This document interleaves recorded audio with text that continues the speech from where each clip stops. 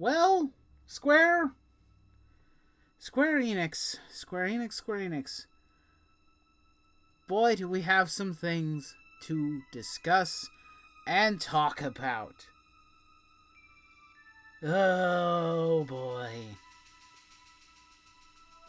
What's up, comrades? It's me, Nightwolf, and I hope you're ready for another rant video, because it's been a while since we've done one of these.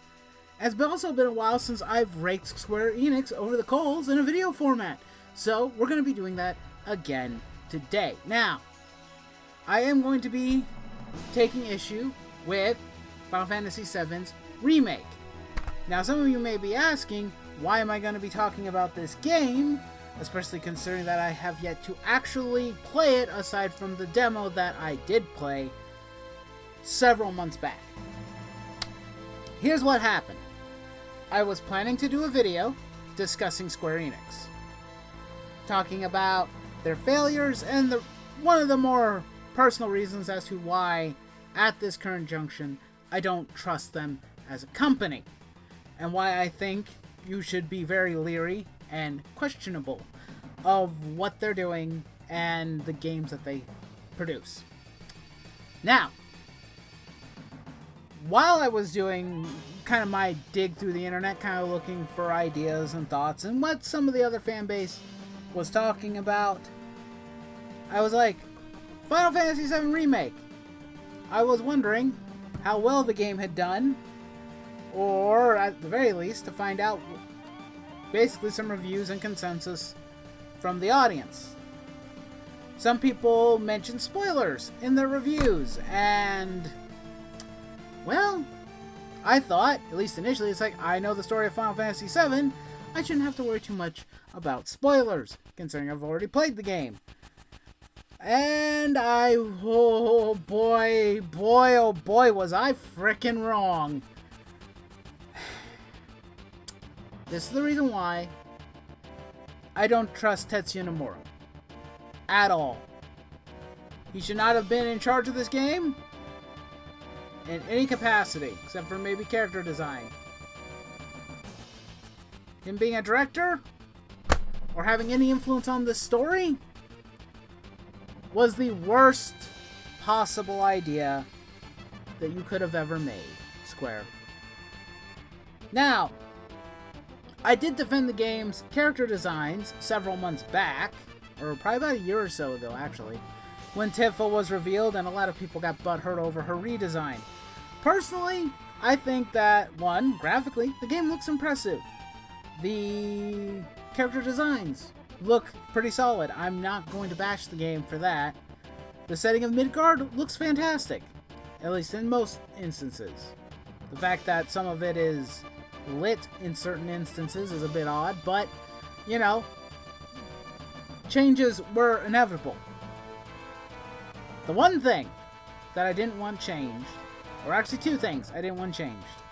I didn't want the characters to be too desperately changed, which, from what I can understand of people who've actually played the game, they still are relatively the same as they were in the original. And I didn't want the story to be changed too much. Adding some content like expanding on the impact of Biggs, Wedge, and Jesse, I was okay with. The fact that, you know, you get to spend maybe some more time with them, maybe grow and develop a bit of fondness for them as characters, which would mean that their death means a lot more when it happens. But thanks to Tetsuya Nomura and his infinite wisdom, as far as we know, they're not dead. At the very least, Biggs and Wedge are not dead. Jesse might be a bit up in the air, but Biggs and Wedge, nah, they're completely fine. They're alive and kicking, according to the game. Which kind of brings up, I think, what's kind of going on. A lot of people are talking about very heavy influences with Kingdom Hearts, and I'm seeing it all over this game. It's literally spread throughout the game's story. At least in a good portion of it.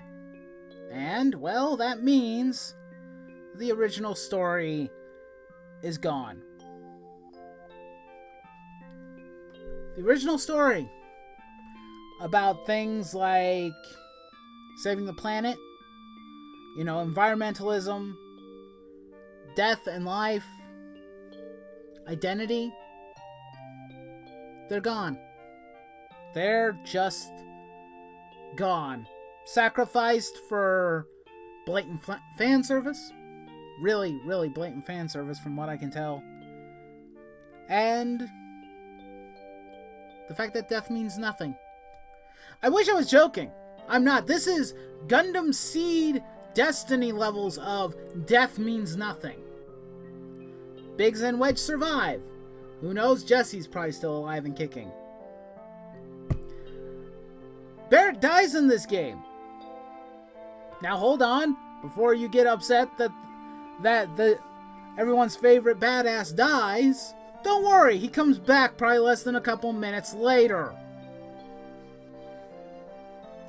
Throughout the entirety of this game, there are little things, little wraiths of sorts, specters of another worldly thing that is affecting the story. And they're seen everywhere. In major key points of the story, they keep showing up.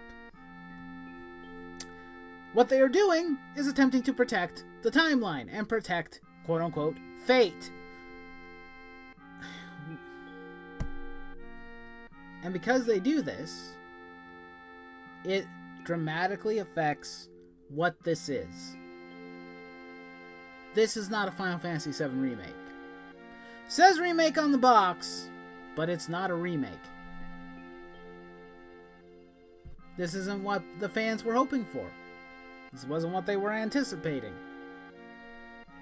They wanted a true one-to-one, at least in most cases, a one-to-one retelling of the story. But instead, what you get is timeline bullshit shenanigans, altered timelines, alternate realities, facing off against and defying fate itself in a final battle that makes no goddamn sense. That's what this game is. This is now my most regretted video game purchase in my life.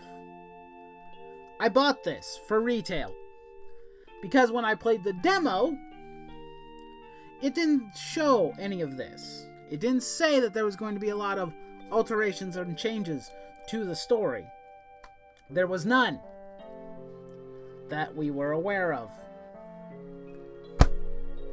I should have waited. I should have waited for reviews. I should have waited to make sure that people had the consensus that not only that this game was good, but that this game stayed true to its roots. At least in the sense of story. But it doesn't. It is now a blight on Final Fantasy VII. Of course, Square Enix has been running this franchise into the ground for a long time. But I had thought, at least in my sliver of hope for the company, that they would have learned from their past mistakes. I was hopeful that this would be the game to rekindle my love for Square Enix and bring back some trust in this relationship. But it's not that. It's never going to be that. I can't trust them. Aside from games that are already out, in particular, ones that are of the older games that have been ported to other systems and given slight updates, like the original Final Fantasy VII, which I don't think has been given very much updates, but I've heard that the Nintendo Switch version is the best port, mainly because, it has all the proper audio where it needs to be. And maybe it just plays better on a Nintendo Switch. I'm not sure. That and maybe picking up some of the other titles, like the Star Ocean First Departure. I know it's available for Nintendo Switch, and I intend to get that at some point. I'm going to support that. But will I support Final Fantasy VII Remake moving forward? No! I'm not going to do that. I remember I talked to my buddy Rabbit about this a while back, and he said he didn't trust them, and that he wasn't going to buy the game. He was right. He made the right judgment call. Square Enix, I bought into nostalgia. I had money to burn, and I bought this. Haven't installed it yet, and I'm not going to now. Not going to install it. Not going to play it. I'll probably resell it. Some other yutz who has fond memories of this can have their memories of the games ruined. I will not. This is the worst kind of damaging to the trust that I already don't have in the company. It was already bad. It was already pretty bad. But this is a new level of stuff that I cannot no longer support, but that makes me genuinely pissed off. And some of you might know the reasons why, because the original Final Fantasy VII was such an important game to me. It wasn't my introduction to Final Fantasy, but it was the first JRPG that I genuinely loved above any other games that I had played. I have fond memories of it. I love this game. But now that I know the truth of what this game is, this is not what I wanted. I did feel that it was a little bit late to try and make a Final Fantasy VII Remake. And the reason being is because for the longest time, I was hoping that this type of remake would have eventually appeared on the PS3 before the inevitable downfall of Square Enix. That's what I thought because of the tech demo. I also thought that Kingdom Hearts 3 was too little, too late, because you wasted so much of our time to give us lackluster games. I don't know how bad Kingdom Hearts really is. I've only played a little bit of it, but it's serviceable combat-wise. Story-wise might be another problem, and another huge... how do I say this? It'll be its own kettle of fish, I would say. This is why I've lost trust with the company. I can't trust them with anything. If, for some miraculous reason, they decide, oh hey, we're going to bring back more Star Ocean, we're going to make more Star Ocean games again, how am I know you're not going to ruin that too? You've already butchered Star Ocean. You did a Star Ocean 5 that was incredibly terrible, and then it ended up not probably meeting your expectations. Can I even trust you to do that right? Can anybody trust you to do anything correct? I would much rather play my old, beaten up Final Fantasy VII original game than play this one.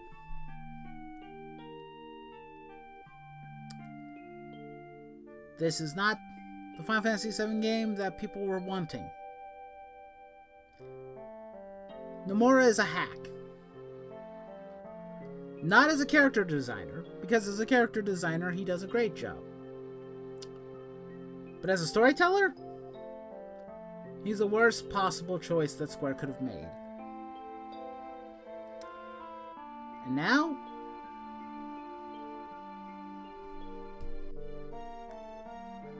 the fans who wanted this so badly got shafted again. And it's the shafting is probably going to continue for some time, because this is only part 1. There's probably going to be a part 2 and part 3. Who knows how many other parts that Square might decide to make. They'll continue to butcher and kill this story.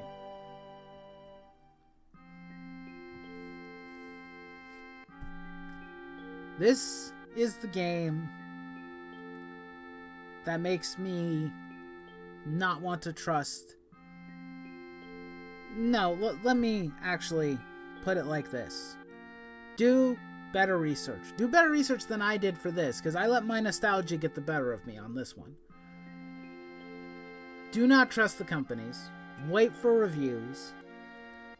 And don't just wait for just the random reviews from big YouTubers or anything of that nature. Double check and make sure. You know, look for negatives as well as positives. Try and balance it out. Do proper research. And don't let your nostalgia get the better of you. If you can help it, that is. This is what happens when nostalgia takes advantage of you.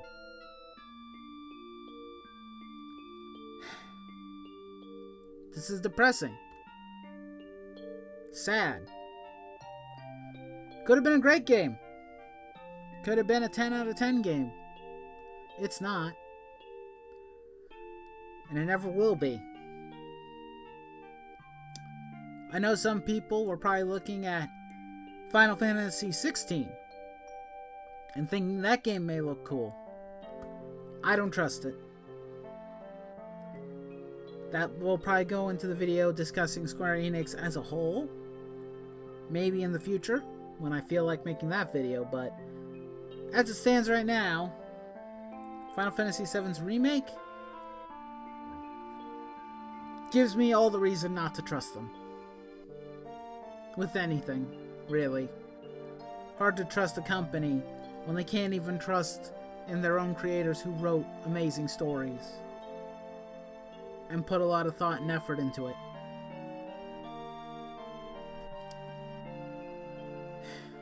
Anyway, I think that's gonna do it for this video. I could probably go on for a lot longer, but I'm not gonna bother wasting my time doing that, because it'll just make me more sad. So I'm going to end this video here. Please, as always, thank you so much for watching my videos. Please, as always, do not forget to leave me a like, shoot me a comment, subscribe if you're new. I greatly appreciate it. And as always, do not forget to raise your nerd flags high, and I will see you next time. And Square Enix is trash. Nightwolf is out.